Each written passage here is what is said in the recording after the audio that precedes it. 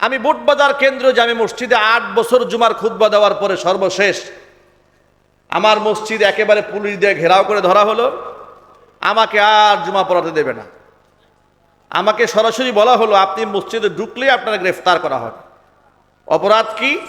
অপরাধ হচ্ছে আমরা ভাস্কর্য বিরোধী কথা বলেছি, অপরাধ হচ্ছে আমরা মোদি বিরোধী কথা বলেছি।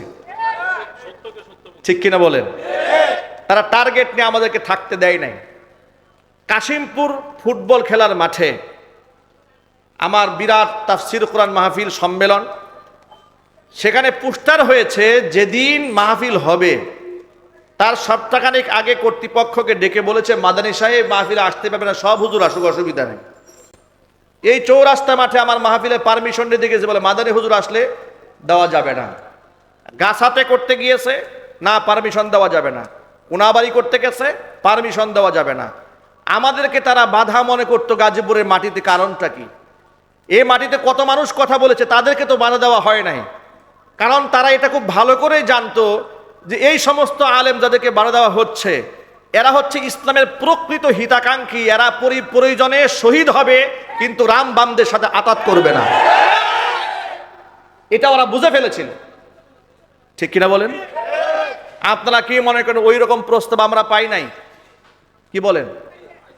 আমাদের গাজীপুর বুটবাজার কেন্দ্রীয় মসজিদে আমি শুধু জুমার খতিব থাকবো কেন, আমার বেতন 20 থেকে 50,000 বাড়ি আরো সম্মানের সাথে রাখা হবে, এমন লোভনীয় প্রস্তাব আমাকে দেওয়া হয়েছে। আসলেই দেখুন, আলহামদুলিল্লাহ আমরা স্বাধীনতা এখানে অর্জন করেছি।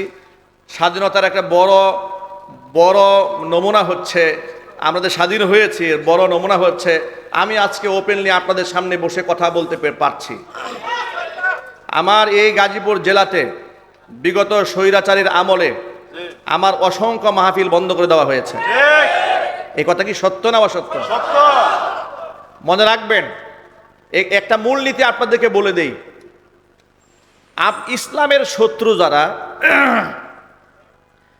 আপনি মুসলমান হয়ে আপনার প্রকৃত মুসলিম বন্ধুকে চিনতে ভুল করলেও ইসলামের শত্রুরা তার শত্রু চিনতে ভুল করে না।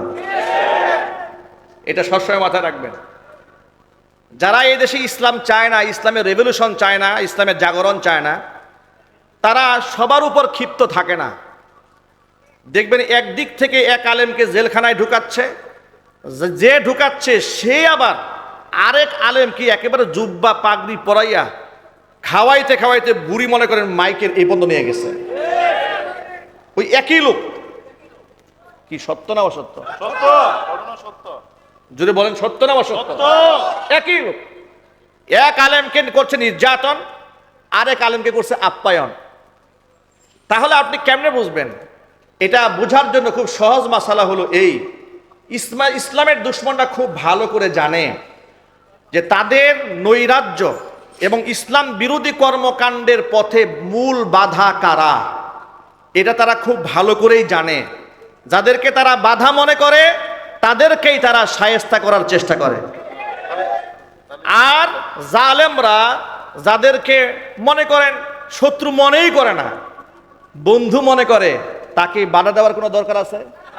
আরো চিৎকার দিয়ে বলেন, তাকে বাধা দেওয়ার কোনো দরকার নাই। আমি বুটবাজার কেন্দ্রীয় জামে মসজিদে ৮ বছর জুমার খুতবা দেওয়ার পরে সর্বশেষ আমার মসজিদ একেবারে পুলিশ দিয়ে ঘেরাও করে ধরা হলো। আমাকে আর জুমা পড়াতে দেবে না। আমাকে সরাসরি বলা হলো আপনি মসজিদে ঢুকলেই আপনারা গ্রেফতার করা হবে। অপরাধ কি? অপরাধ হচ্ছে আমরা ভাস্কর্য বিরোধী কথা বলেছি, অপরাধ হচ্ছে আমরা মোদি বিরোধী কথা বলেছি। ঠিক কিনা বলেন? তারা টার্গেট নিয়ে আমাদেরকে থাকতে দেয় নাই। কাশিমপুর ফুটবল খেলার মাঠে আমার বিরাট তাফসির কোরআন মাহফিল সম্মেলন, সেখানে পোস্টার হয়েছে যেদিন মাহফিল হবে তার সপ্তাহখানেক আগে কর্তৃপক্ষকে ডেকে বলেছে মাদানী সাহেব মাহফিলে আসতে পারবে না, সব হুজুর আসুক, অসুবিধা নেই। এই চৌরাস্তা মাঠে আমার মাহফিলের পারমিশন দিয়ে গেছে, বলে মাদানী হুজুর আসলে দেওয়া যাবে না। গাছাতে করতে গিয়েছে, না পারমিশন দেওয়া যাবে না। কোনাবাড়ি করতে গেছে, পারমিশন দেওয়া যাবে না। আমাদেরকে তারা বাধা মনে করতো গাজীপুরের মাটিতে। কারণটা কি? এই মাটিতে কত মানুষ কথা বলেছে, তাদেরকে তো বাধা দেওয়া হয় নাই। কারণ তারা এটা খুব ভালো করেই জানতো যে এই সমস্ত আলেম যাদেরকে বাধা দেওয়া হচ্ছে, এরা হচ্ছে ইসলামের প্রকৃত হিতাকাঙ্ক্ষী। এরা প্রয়োজনে শহীদ হবে, কিন্তু রাম বামদের সাথে আতাত করবে না। এটা ওরা বুঝে ফেলেছিল, ঠিক কিনা বলেন? আপনারা কি মনে করেন ওই রকম প্রস্তাব আমরা পাই নাই? কি বলেন? আমাদের গাজীপুর বুটবাজার কেন্দ্রীয় মসজিদে আমি শুধু জুমার খতিব থাকবো কেন, আমার বেতন 20 থেকে 50,000 বাড়ি আরো সম্মানের সাথে রাখা হবে, এমন লোভনীয় প্রস্তাব আমাকে দেওয়া হয়েছে। থানা অধি সাহেব আমাকে বলেছেন, হুজুর আমি যা বলবো শুধু আপনি এই কাজটা করেন না, অসুবিধা কি, আমার সাথে আপনি চলেন, আপনার কোনো ভয় নাই। আমি বলেছি না, আপনি যা চাচ্ছেন সেটা এখানে কোনোদিন হবে না। বুটবাজার মসজিদের মিম্বার থেকে যে গর্জন আগে ছিল, এই থেকে আরো ভয়ঙ্কর গর্জন সামনে থাকবে। এটা আমি থাকি আর আমি এখান থেকে চলে যাই। তখন তিনি বললেন, যদি নিরাপদ মনে করেন মসজিদের মিম্বার ছাড়তে হবে, তা না হলে আপনি কঠিন মুসিবতের সম্মুখীন হবেন।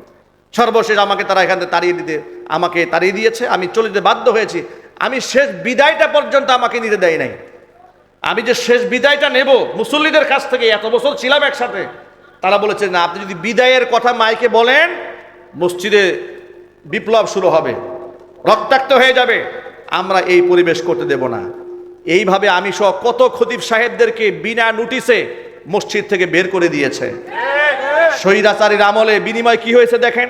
বিনিময়ে স্বৈরাচারীও বিদায় নেওয়ার সময় 16 বছর তো শয়তানি করেছে, একটু মন চেয়েছিল বিদায় নেওয়ার, কথা বলে না, তারও একটু মন চেয়েছিল বিদায় নেওয়ার। আল্লাহ পাকের ফয়সালা, আমি আগেও বলেছি, এটা যেন আল্লাহ পাকের কেমন একটা ফয়সালা, যে কত খতিব সাহেবরা বিদায় নিতে চেয়েছে, তুমি বিদায় নিতে দাও নাই, আর তুমি এত সুন্দর বক্তব্য দিয়ে বিদায় নিয়ে যাবা না, তোমাকে বিদায় নিতে দেওয়া হবে না, চোরের মতো পালিয়ে যাবা। সুতরাং স্বৈরাচারী সেও শেষ বিদায় নিতে পারে নাই। প্রিয় ভাইরা, আলহামদুলিল্লাহ আল্লাহ পাক আমাদেরকে পূর্ণ স্বাধীনতা দান করেছেন। বুটবাজার কেন্দ্রীয় শাহী জামি মসজিদে আমি আবার আগামী মাস থেকে ইনশাল্লাহ আবার জুমার খুতবা দেওয়া শুরু করব।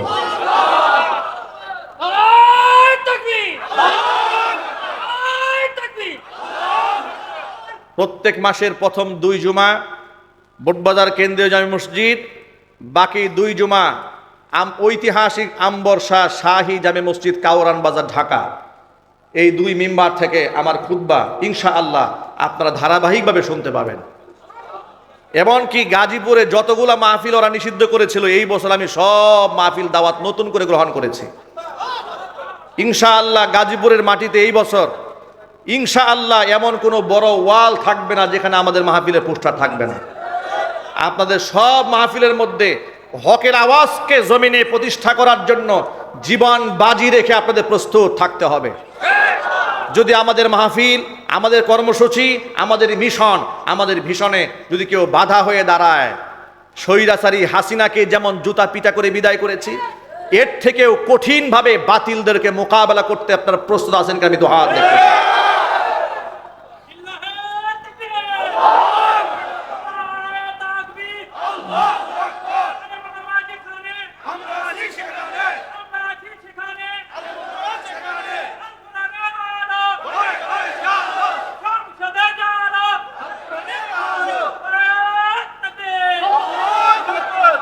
ইনশাআল্লাহ সংসদেও কোরআনের আলো আমরা জ্বালবো।